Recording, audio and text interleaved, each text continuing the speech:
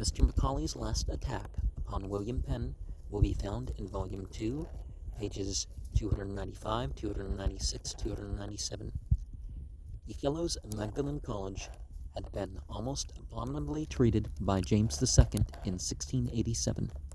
The detail is too long for my limits, and is withal unnecessary here, since there is neither doubt nor denial of the fact. The mediatorial agency of Penn was employed. The king was enraged and resolved to have his way. His obstinacy was a proverb. There were three courses for Penn: right, left, and medial. To side with the king, to side with the fellows, or to act as a mediator. Mr. Macaulay is pleased in his index to speak of the transaction as Penn's meditation. Had he sided with the fellows entirely, he would have lost his influence utterly to serve them with the king. Had he sided with the king entirely, he would have lost all confidence with the fellows. Mr. Macaulay, here as elsewhere, is evidently bent upon showing up Penn as the tool of the king.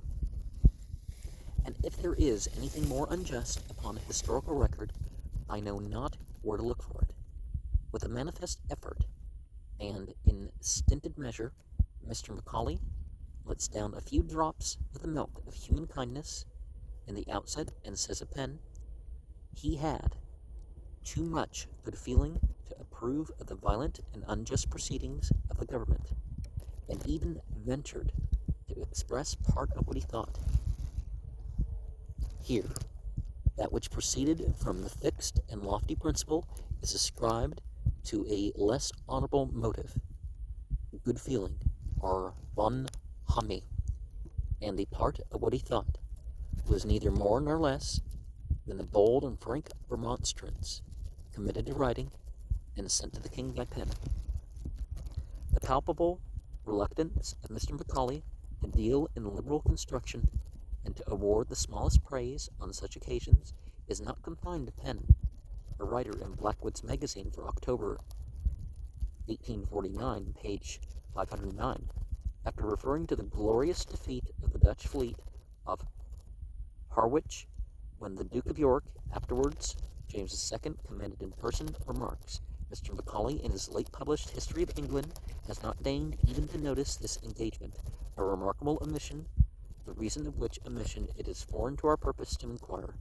In this much we may be allowed to say that no historian who intends to form an accurate estimate of the character of James II, or to compile a complete register of his deeds, can justly accomplish his task without giving that unfortunate monarch the credit for his conduct and intrepidity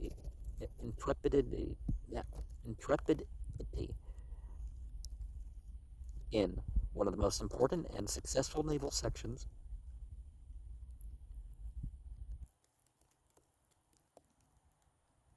which stands recorded in our annals. Other English historians have related it. Hume, Oxford edition, 1826, volume 7, page 355. Smollett, London, 1759, volume 8, page 31.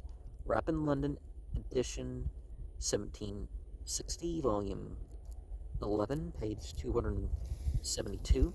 The Duke of York, says Smollett, was in the hottest part of the battle and behaved with great spirit and composure, even when the Earl of Falmouth, the Lord Muskerry, and Mr. Boyle were killed at his side by one cannon ball, which covered him with the blood and brains of these three valiant gentlemen.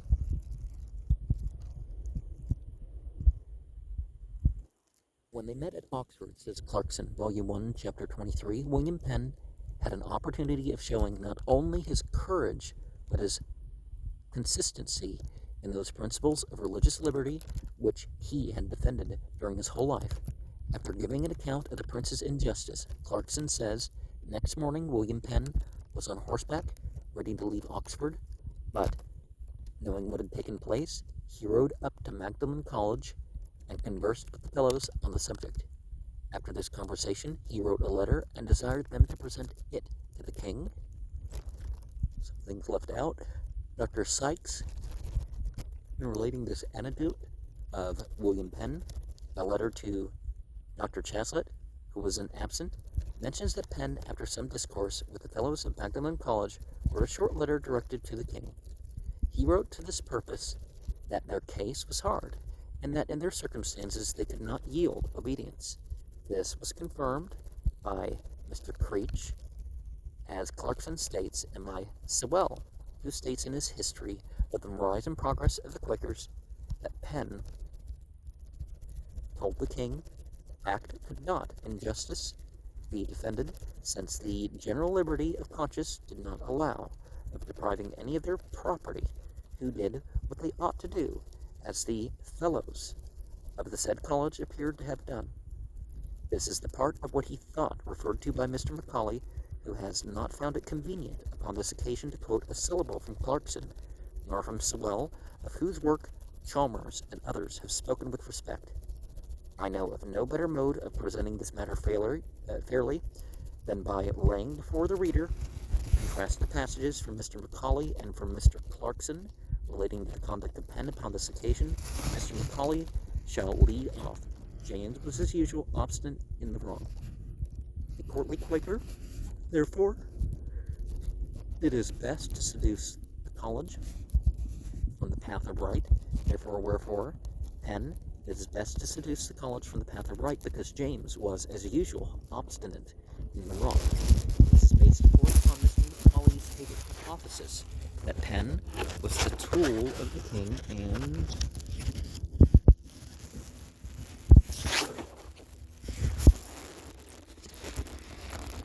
the Jesuits. He tried first intimidation, ruin. He said, impended over the society. The king was highly incensed. The case might be a hard one. Most people thought it so, but every child knew that His Majesty loved to have his own way and could not bear to be thwarted. Penn therefore exhorted the fellows not to rely on the goodness of their cause, but to submit, or at least to temporize. Such counsel came strangely from one who had been expelled from the university for raising a riot about the surplice, who had run the risk of being disinherited rather than take off his hat to the princes of the blood, and who had been more than once sent to prison for haranguing in the conventicles. He did not succeed in frightening the Magdalen men. It may be thought scarcely worthwhile to charge a Quaker at the age of 43 with inconsistency, because of his views had somewhat altered since he was a wild young man at 21. It is also clear that Penn viewed the Magdalen question as one quite as much of property as of conscience, and that he could see no good reason, with his eyes of toleration wide open, why all the great educational institutions should be forever in the hands of one denomination. Mr. Macaulay again. Then Penn tried a gentler tone. He had an interview with Hugh and some of the fellows, and Hoff. And after many professions of sympathy and friendship, began to hint at a compromise. The king could not bear to be crossed. The college must give way. Parker must be admitted. But he was in very bad health. All his preferments would soon be vacant. Mr. Hough, is it Hoff? Or is it Dr. Hoff, said Penn, may then be Bishop of Oxford. How should you like that, gentlemen? Penn had passed his life in declaiming against a hireling ministry. He held that he was bound to refuse the payment of tithes, and this even when he had bought lands chargeable with tithes, and had been allowed the value of the tithes in the purchase money. According to his own principles, he would have committed a great sin if he had interfered for the purpose of obtaining a benefic on the most honorable terms for the most pious divine.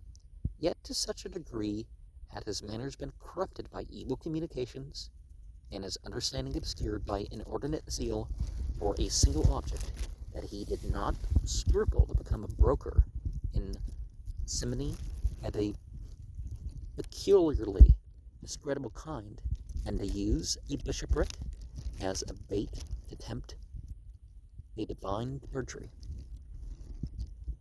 Are these the words of truth and soberness? I rather think they are not.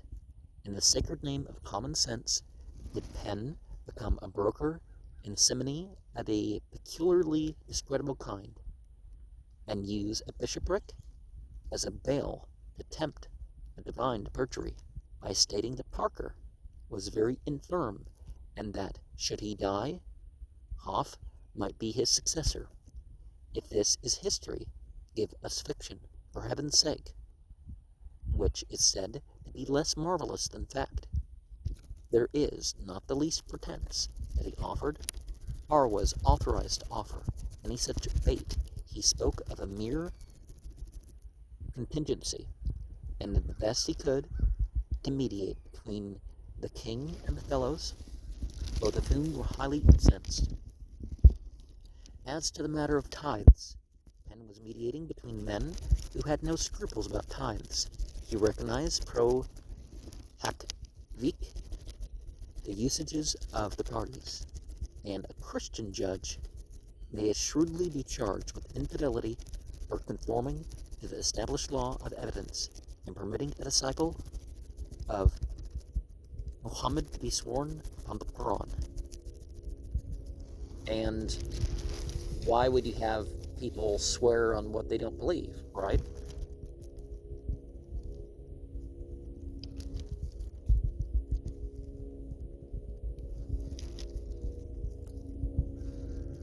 When Hoff replied the Papist had robbed them of the University College in Christ Church, and were now after Magdalen, and with all the rest, Penn, says Mr. Macaulay, was foolish enough to answer that he believed the Papist would now be content. University, he said, is a pleasant college. Christ Church is a noble place. Magdalen is a fine building. The situation is convenient. The walks by the river are delightful.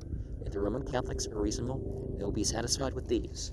Now, when it comes to lying, the only faith that allows you to lie on principle is Christianity, that, of the main three groups that people are familiar with in the West. And if somebody forces you into a situation by violence and threat of violence, that sort of thing, well, the blame is on them, according to the Quran.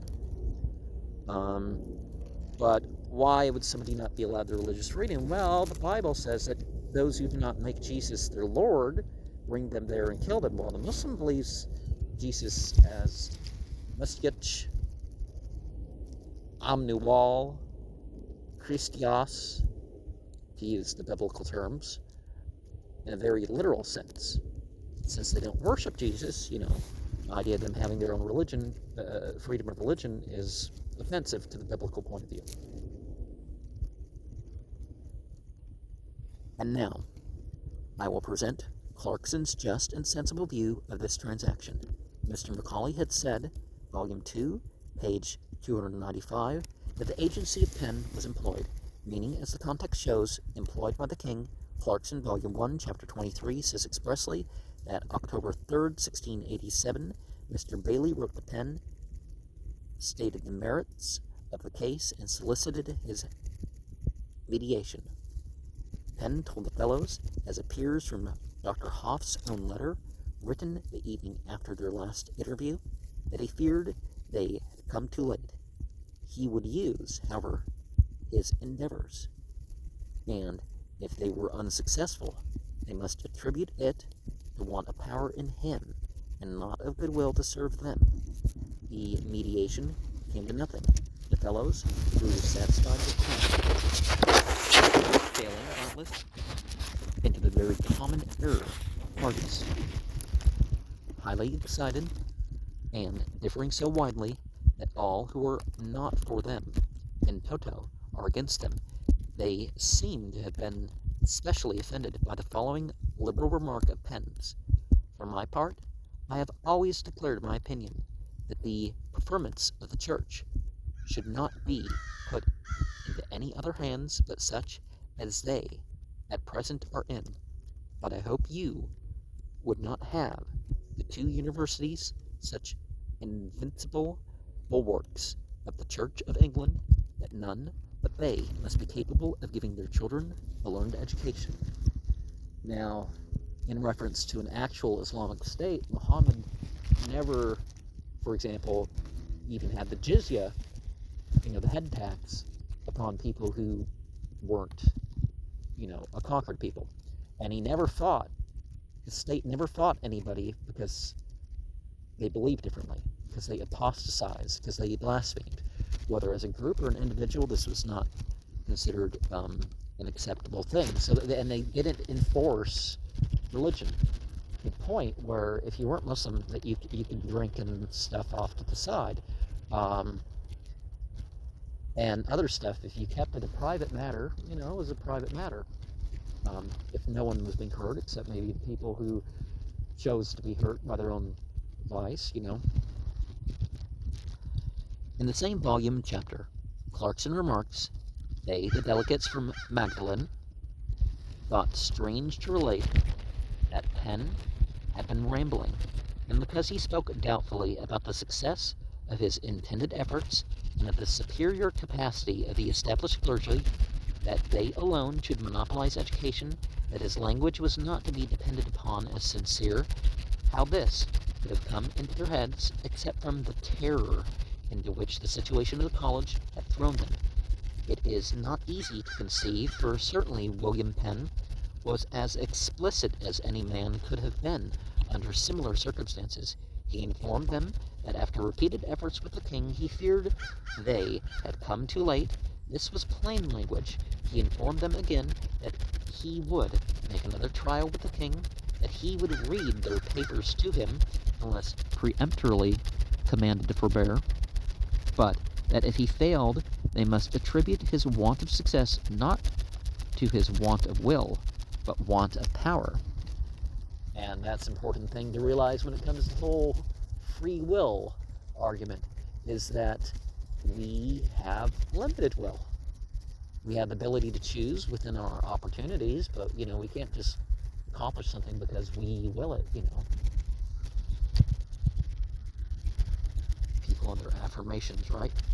This, though expressive of his doubts and fears, was but a necessary caution when his exertions had already failed, and it was still more necessary when there was reason to suppose that though the king had a regard for him and was glad to employ him as an instrument in forwarding his public views, yet that he would not gratify him where his solicitations directly opposed them, that William Penn did afterwards make a trial with the king to serve the college, there can be no doubt, because no instance can be produced wherein he ever forfeited his word or broke his promise.